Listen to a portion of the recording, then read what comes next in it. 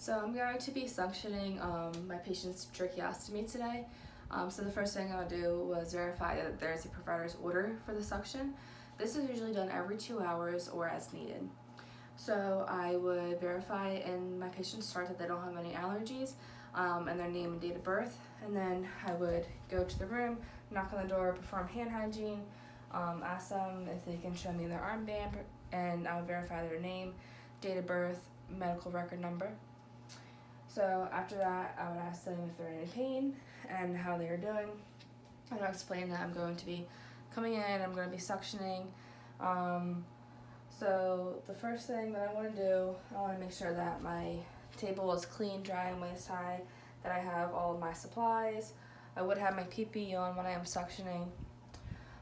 So I want to verify my patient, and then I'm going to do a respiratory assessment. So I'm going to listen to their lung sounds at least 6 to 8 places, anteriorly and posteriorly. I'm going to do a full set of vital signs, inspect and check their respiratory rate and effort, their pulse ox, their skin color, and just listen. So it appears that they need suctioning in the upper airway. So I'll perform the suctioning, and so I have all my supplies here, and then I'm going to turn on my wall suction, and I would turn that on usually in a hospital from 100 to 120 units of pressure.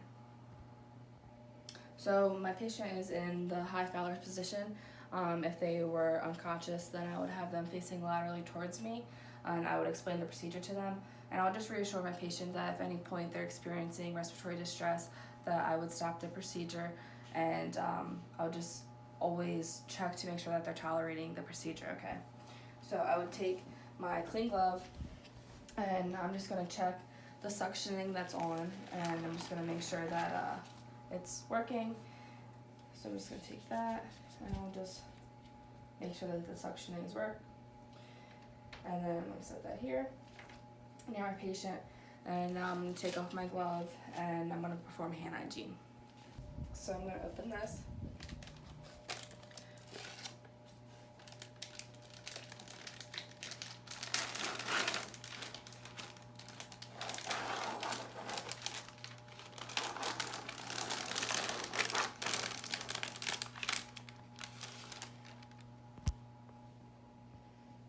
So this is the outside of the box.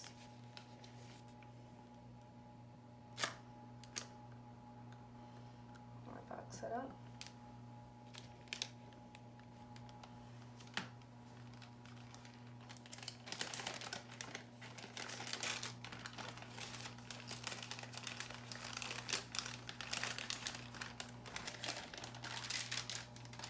So I'm gonna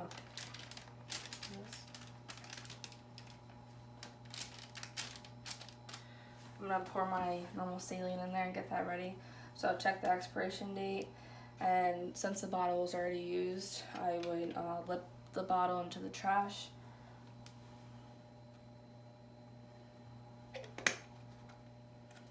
I'm gonna get my sterile gloves on.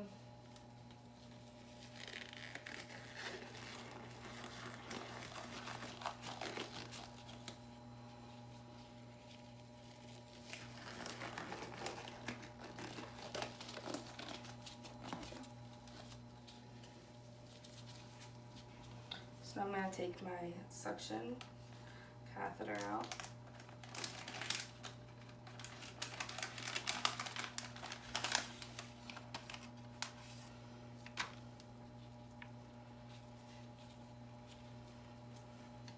So I would hook this up to the port of the wall, and that will be plugged in. And then I'm going to take this part, and pretending that this is hooked up, I would just suction and make sure that it's going through and that it's working. And then I would set up to give it to my patient. So I check my suction.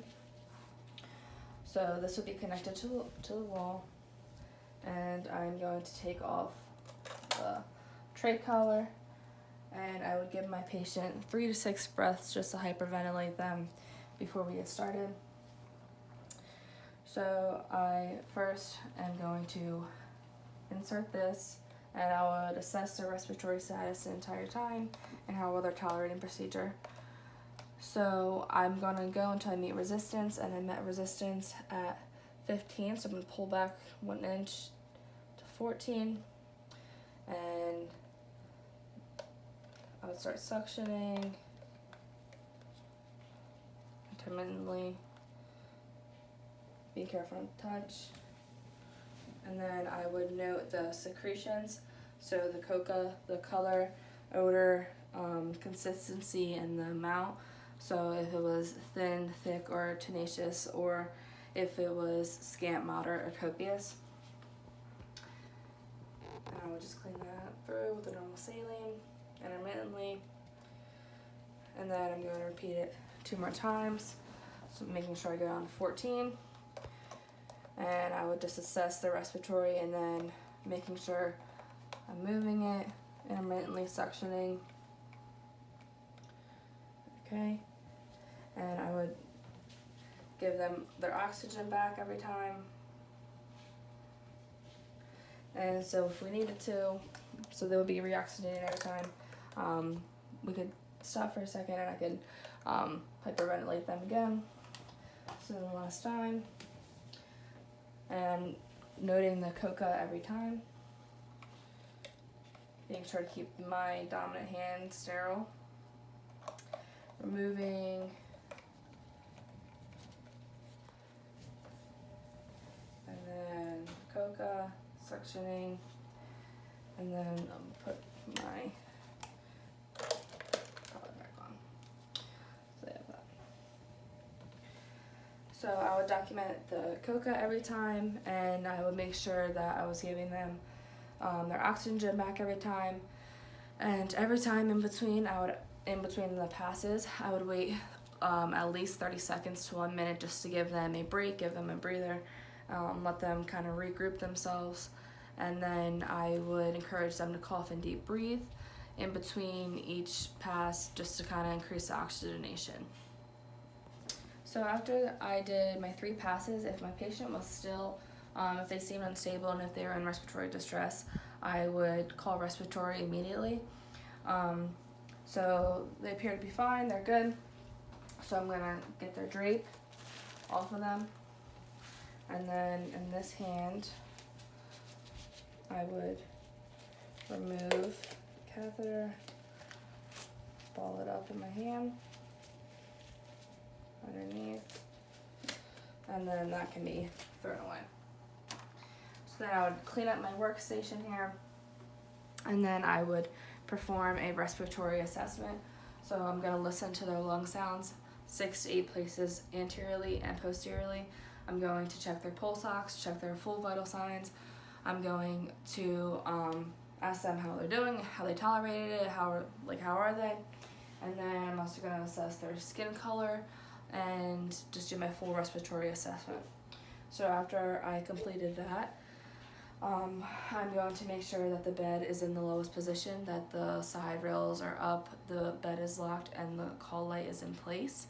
So after that's in place, I can go and I will document that I performed a pre and post respiratory assessment, that I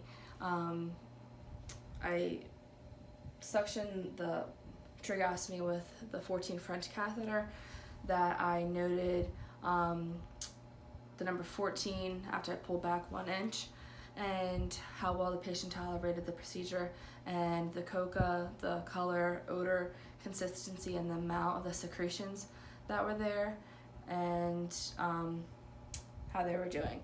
And then that would be the suctioning.